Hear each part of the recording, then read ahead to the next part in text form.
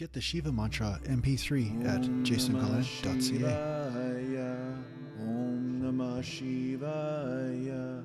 Om Namah Shivaya. There's a reason why spiritual teachers have people sit before them and converse with them face to face to find out where the students' obstacles are, or where the students' illusions are about how they are dealing with life, or how they are not accepting it, or how they are rejecting emotions, or this sort of thing, okay? There's a reason why a teacher usually sits in front of you instead of just putting it all down on a piece of paper and saying, okay, here's the general steps of life and just follow that and okay, I'll see you later. The reason why teachers do this is because everything a teacher says will be misunderstood by you because your mind is a maze and it's full of filters. And when a teacher is transmitting some power to you, they're transmitting this truth to you that is also in you. And then what they are doing is connecting to the truth that is in you and then guiding you through that maze that is your mind and bringing you out. So this is the obstacle of making YouTube videos. No matter what I say, it can get misunderstood because a person will interpret some of the things through the veils of their mind, and sometimes they'll get caught. They won't quite understand the context of what I'm saying. As an example, one of the last videos I put up, or it might be the last video or a few videos ago, depending on when I put this video up, it was why you shouldn't reject your emotions. Now, most people understand what I'm talking about, okay? I'm speaking about an internal process of accepting these energies and not rejecting these feelings. I'm by no means saying that if you have anger coming through you, I'm not saying to act it out and to kill everybody in your neighborhood, okay? I'm saying you're accepting this energy. You don't have to follow it or do anything with it. It's more about surrendering to it, you see? It's the opposite of what a lot of people try to do. They try to actually control it by pushing it down, or they follow it and create action out of it. And whenever suffering is creating action, it will create more suffering. Okay, so that's just to be clear about this.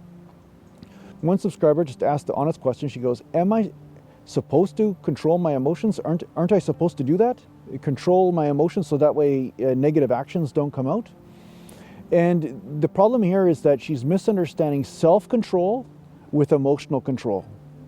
Okay, so self-control means that if some suffering is moving through you, then you're not acting it out, you're not following that suffering. Okay, self-control is sitting in the self, observing that emotion, observing that energy, and allowing that energy to unravel, okay? Now, a lot of people have learned emotional control, where if I emotionally control my internal emotions, if I control them somehow, that it will put this fire out. But that's not the way it works. When an emotion or an energy is running through you, what will happen is that you can either let it move through, kind of like dipping under a wave in the ocean, or you will suppress it and it just gets packed down like dynamite for later, and then you won't be able to control it. Okay, it'll just come up so strong that it will create some sort of destructive action, which is what I talked about, why you shouldn't reject your emotions.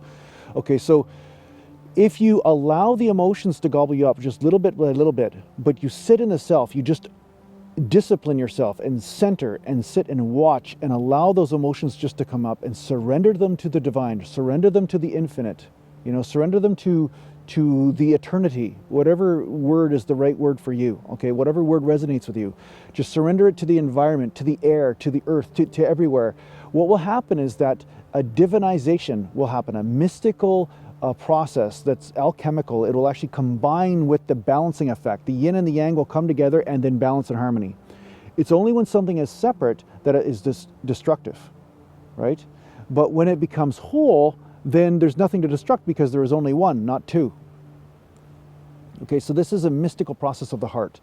This is what I'm teaching. This is one of those things where self-control has to do with sitting and not acting out suffering, knowing that if something is coming from suffering, you will create a life of suffering. Okay? So if you're suffering and this suffering is moving through, then that is not the time for you to act this out. If you're extremely angry and, you know, it's like an explosion coming through you, it's probably not a good time, because obviously something in your life will happen. Now, again, some yogis would say, hey, let it happen and then deal with the consequences and then accept that, you know, but this is a very advanced process, so I wouldn't recommend that for some of you that have not felt your emotions for a long time, because you know, an atom bomb will come out and then you'll wonder, gee, Jay, what happened? Why did this happen? It's because you didn't do the homework. You haven't accepted for a long enough period of time to harmonize these energies inside you, okay?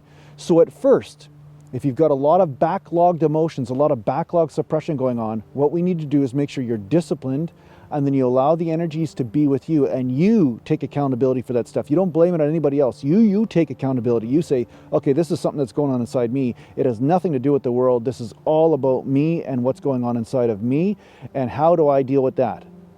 Not by looking outwards and blaming, not by going over there and saying, oh, this person's at fault, or this thing's at fault, or my history's at fault. No. Now, let's just be very practical and unravel this that's inside. Who cares what caused it? Let's just now be with this energy and allow it to unravel. You see? Okay. The side effect of this will be love. It will be very unconditional, spacious love. You will have more love for everything around you. So this is what I mean by not rejecting. You're not rejecting these energies inside, so you're allowing them to go back to source inside you so that it creates more harmony and more love. It doesn't create more destruction. But you have to open the door to let those energies in and just sit in the fire of that and allow that process to happen. Okay? So I hope this clears things up a little bit for you. Okay? Thanks for watching, and I'll talk to you soon.